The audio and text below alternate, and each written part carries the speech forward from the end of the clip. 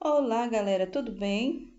Nossa aula de hoje é sobre a população e as atividades econômicas do litoral para o interior. Até o final do século XVI, a população luso-brasileira são pessoas que nasceram em Portugal, no Brasil, e que possuem duas nacionalidades. Estava concentrado no litoral do Brasil. O interior era habitado em sua maior parte por indígenas de diferentes grupos étnicos. Alguns deles eram originários dessas regiões e outros se deslocaram para lá após serem expulsos do litoral pela colonização portuguesa. A partir desse período, de diferentes maneiras e por ações de vários grupos, iniciou-se o povoamento do interior. Assim, com o passar dos anos, as fronteiras foram sendo desenhadas até chegar à configuração que temos hoje.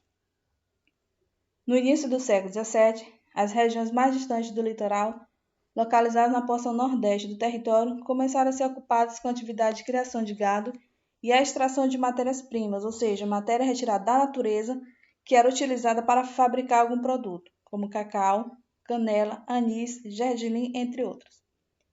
Nas atuais regiões norte, centro-oeste, sudeste e sul, foram formadas missões jesuítas, locais onde os padres da Companhia de Jesus fundaram aldeamentos indígenas nos quais ensinavam os princípios de sua religião. Nesses aldeamentos, os nativos estavam protegidos da escravização. Entre os grupos que contribuíram para a exploração do interior estão os bandeirantes, que participavam de expedições rumo ao interior para procurar metais preciosos, bem como capturar e escravizar indígenas. Geralmente, as expedições dos bandeirantes partiam da vila de São Paulo, de Piratininga, a atual cidade de São Paulo, para várias direções interioranas. Por onde passaram, esses grupos ampliaram o território, foram responsáveis pela descoberta de ouro e pela fundação de diversos povoamentos e vilas, ou seja, povoados e vilas. Por outro lado, também foram responsáveis por acabar com muitos grupos indígenas. A imagem mostra a partida da monção em 1897. As monções eram expedições fluviais com o objetivo de abastecer as regiões do interior, buscar ouro e transportar metais preciosos da região onde hoje é Cuiabá, capital de Mato Grosso. A mineração e o povoamento. Durante todo o período colonial brasileiro, a produção de açúcar foi uma atividade econômica bem importante. Os comerciantes portugueses obtinham bom lucro com a venda desse produto na Europa. Para cultivá-lo, muitos portugueses vieram morar no Brasil. Com isso, povoados, vilas e cidades foram sendo formados no entorno dos engenhos, principalmente na atual região Nordeste.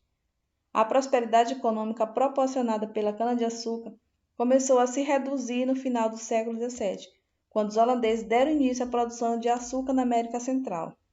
A concorrência fez o preço do produto abaixar muito e, consequentemente, os lucros também diminuíram. Desde o início da colonização, os portugueses buscaram forma de explorar a colônia e fazer com que as atividades aqui realizadas gerassem lucros para a metrópole. Por isso, a busca por ouro e metais preciosos foram sempre constantes e várias rotas terrestres e fluviais foram abertas para procurar essas riquezas. Na década de 1690, começaram a aparecer notícias da descoberta de ouro no interior do Brasil, na região onde hoje é o estado de Minas Gerais. Para a coroa portuguesa, encontrar ouro significava uma possibilidade de superar a então crise econômica do reino, voltando a ter bons lucros com a colônia. O que levou os portugueses a buscar outras formas de exploração do território após a bem-sucedida exploração do cultivo da cana-de-açúcar? Bem, o cultivo em outras áreas do continente americano pelos holandeses fez com que o preço do açúcar na Europa diminuísse e Portugal perdesse parte do seu lucro. Com isso, a coroa passou a explorar o ouro e outros minérios. E que consequências a exploração da mineração trouxe para a natureza? Muitas áreas naturais deram espaço a vilas e cidades. Então, esse processo de intervenção na natureza prejudicou a fauna e a flora. A notícia da descoberta de ouro na região mineira provocou um grande e acelerado fluxo migratório de colonos para lá, que chegavam vindos de outras regiões da colônia e de Portugal. Todos desejavam enriquecer com o garimpo. Assim surgiram novas formas de organização social, novas leis e novas relações de trabalho na região mineradora. De acordo com as leis portuguesas, todo local onde se encontrava ouro, metais e pedras preciosas era propriedade da metrópole. Nesses locais, os funcionários do reino português organizavam a atividade mineradora, distribuindo mais terras a quem tivesse maior número de escravos para explorá-las. A expansão da atividade mineradora trouxe várias mudanças para a sociedade colonial. Entre elas, nós temos a intensificação do povoamento na região das minas, tanto de colonos livres como de escravos. A abertura de novos caminhos em direção ao interior. O Rio de Janeiro, mais próximo das minas, tornou-se a nova sede administrativa da colônia em 1763. Tal era a importância da mineração para a economia colonial. Também o desenvolvimento de atividades agrícolas no interior para complementar o abastecimento da região das minas, que sempre dependia de alimentos trazidos de longe.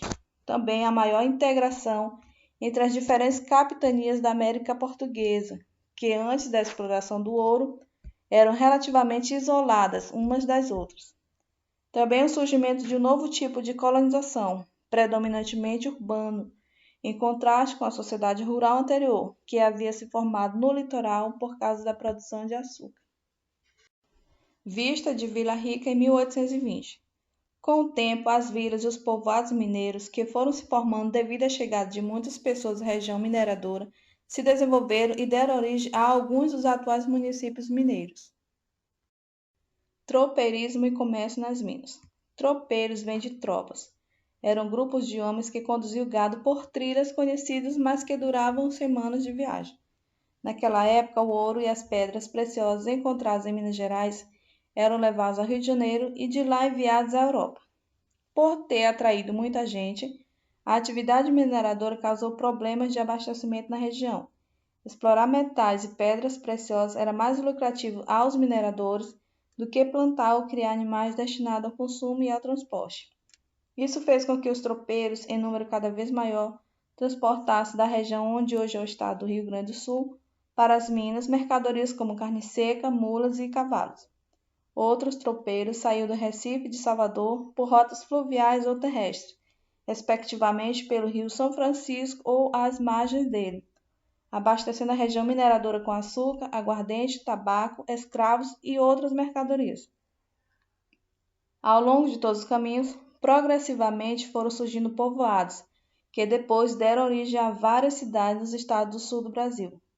Além das mercadorias e dos animais comercializados, os tropeiros levaram cartas e bilhetes a serem entregues a pessoas que moravam em cidades por onde eles passavam, podendo perceber, portanto, que o tropeirismo foi um importante fator de integração entre as diferentes regiões brasileiras. A criação de gado no sul, ligado ao movimento dos tropeiros, contribuiu para alargar a fronteira da colônia, pois os colonos foram estendendo os pastos cada vez mais, ocupando regiões que na época pertenciam ao Reino da Espanha. Essa imagem mostra a caravana de negociantes indo para Tejuco, 1835.